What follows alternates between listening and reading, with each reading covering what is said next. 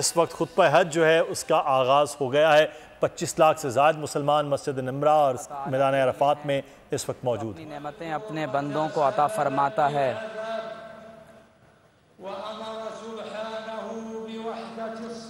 اور اللہ تبارک و تعالی نے امت کو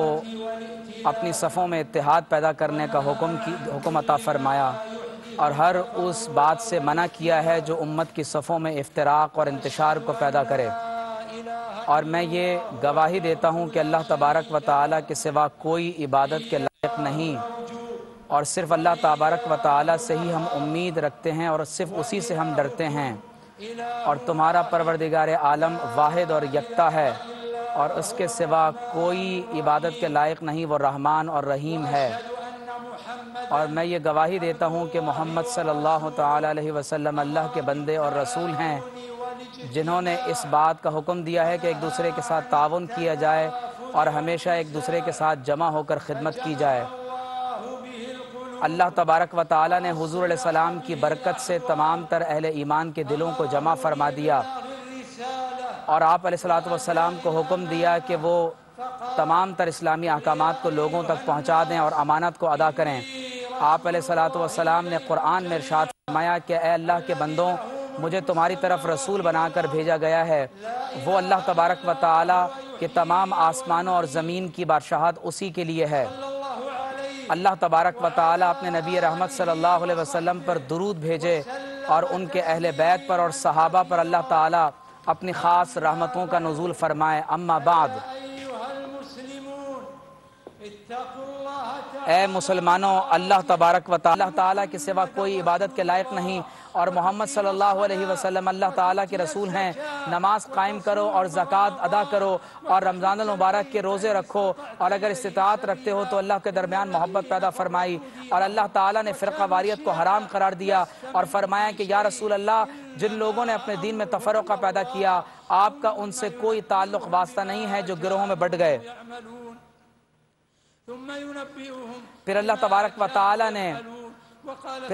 قیامت کے دن انہیں اس بات سے آگاہ کرے گا جو دنیا میں وہ کیا کرتے تھے، اور جو لوگ آپ علیہ السلام کے بعد فرقہ واریت میں پڑ گئے اور اللہ تبارک و تعالی کے دین سے روگردانی کی، ان کے لیے قیامت کے دن اور ایک دوسرے کو اللہ تبارک و تعالی کے دین کی طرف بلانا ہے۔ اور اللہ تبارک و تعالی نے اس بات سے منع کیا ہے کہ لوگ آپس میں ایک دوسرے سے حسد کریں، اور اللہ تبارک و تعالی نے اس بات سے منع کیا ہے کہ لوگ کسی معصوم کا ناحق خون بہائے۔ اور امت مسلمہ میں اگر ایسا ہوتا ہے کہ لوگ ایک دوسرے کا خون بہاتے ہیں اور ایک دوسرے کے ساتھ حسد اور بغض میں مبتلا ہوتے ہیں، عداوت میں مبتلا ہوتے ہیں، تو یاد رکھو کہ یہ ایک جرم کبیر ہے۔ اور آپ علیہ السلام نے فرمایا کہ مسلمان آپس میں ایک جسم کی مانند ہیں کہ اگر ایک عضو کو کوئی تکلیف پہنچتی ہے تو دوسرا عضو بھی اس تکلیف کو محسوس کرتا ہے اور بخار کو محسوس کرتا ہے۔ اور آپ علیہ السلام نے فرمایا کہ مسلمان ایک دوسرے کے لیے ایک ایسی عمارت کی مانند ہے کہ جس کی ایک اینٹ دوسری اینٹ کو مضبوطی بخشتی ہے، اور شیطان یہ چاہتا ہے کہ مسلمانوں کی صفوں کے درمیان میں انتشار پیدا کرے اور مسلم سوسائٹی کو ایک رکھنے میں، اور ایمان والوں کی صفت یہ ہے کہ وہ چاہے تنگدستی میں ہوں یا خوشحالی میں ہوں، وہ اللہ تبارک و تعالی کے راستے میں مال کو خرچ کرتے رہتے ہیں۔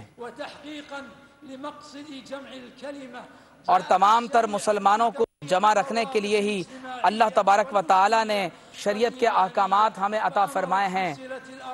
اللہ تبارک و تعالی نے رشتوں کو جوڑنے کا حکم دیا ہے، اور حکم دیا ہے کہ ہم ایک دوسرے کے حقوق و فرائض کو پورا کریں، چاہے وہ والدین ہوں، بچے ہوں یا میاں بیوی ہوں، یتامہ اور مساکین کے حقوق ادا کیے جائیں۔ اللہ نے فرمایا کہ اللہ کی عبادت کرتے رہو، کسی کے ساتھ شریک اللہ کے ساتھ کسی تک مسلمان نہیں ہو سکتا جب تک وہ پسند نہ کرے جو اپنے بھائی کے پسند کرتا ہے۔ اور آپ علیہ السلام نے مسلمانوں کی جمعیت کو قائم رکھنے کے لیے یہ بھی حکم دیا کہ وہ نیکی میں تعاون کرتے رہیں اور برائی میں ایک دوسرے کے ساتھ تعاون نہ کریں۔ اور شیطان یہ چاہتا ہے کہ وہ تمہارے درمیان میں بغض اور عداوت کو پیدا کرے، بے شک وہ تمہارا کھلا دشمن ہے، اور شریعت نے اس بات سے منع کیا ہے کہ کسی بھی ایسی بات کو اختیار کیا جائے جس سے مسلمانوں کی صفوں میں انتشار پیدا ہو۔ اللہ تعالیٰ نے فرمایا کہ اے ایمان والو، اگر تمہارے پاس کوئی فاسق کوئی خبر لے کر آتا ہے تو پہلے اس بات کی تحقیقات کر لیا کرو قبل اس کے کہ تم اس کو آگے بڑھاؤ، کہیں ایسا نہ ہو کہ تم کسی ایسے گروہ کو نقصان پہنچا دو کہ بعد میں تمہیں پھر اس پر ندامت اختیار کرنا پڑے۔ اور اللہ تبارک و تعالیٰ نے ہر اس بات سے منع کر دیا کہ جس سے مسلم ریاست میں، مسلم معاشرت میں کسی بھی طور پر افتراق اور انتشار پیدا ہو۔ اور اللہ تعالیٰ نے ہمیں حکم دیا ہے کہ مسلمان اپنی جمعیت کو اور اپنی اجتماعیت کو ہمیشہ قائم رکھیں۔ قال اللہ تعالی یا ایھا الذین آمنوا، نمازیں با جماعت ادا کرنے کا حکم دیا۔ اسی طرح اللہ تعالیٰ نے ہمیں صدقہ اور خیرات ادا کرنے اور زکوٰۃ ادا کرنے کا حکم دیا کہ اس سے مسلمانوں کی صفوں میں اتحاد پیدا ہوتا ہے۔ اللہ تعالیٰ نے فرمایا کہ اے ایمان والو، اللہ تعالیٰ کے راستے میں خرچ کرو قبل اس کے کہ تمہارے پاس موت کا فرشتہ آ جائے، اور جو کفر کرنے والے ہیں وہی ظلم کرنے والے ہیں۔ اور اللہ تبارک و تعالیٰ نے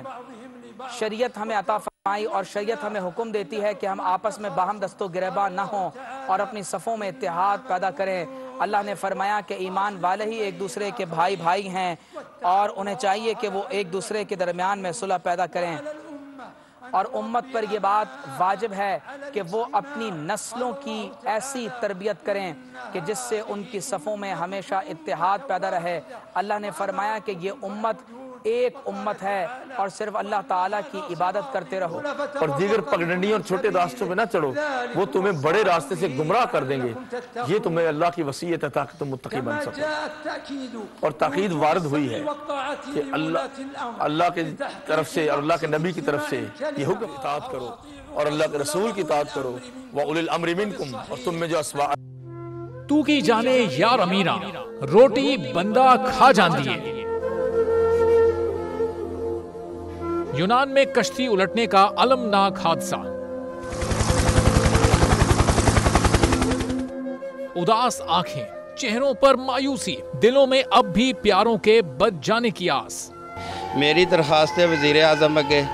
جلدی تو جلدی میرے بچے دی تلاش کی جائے۔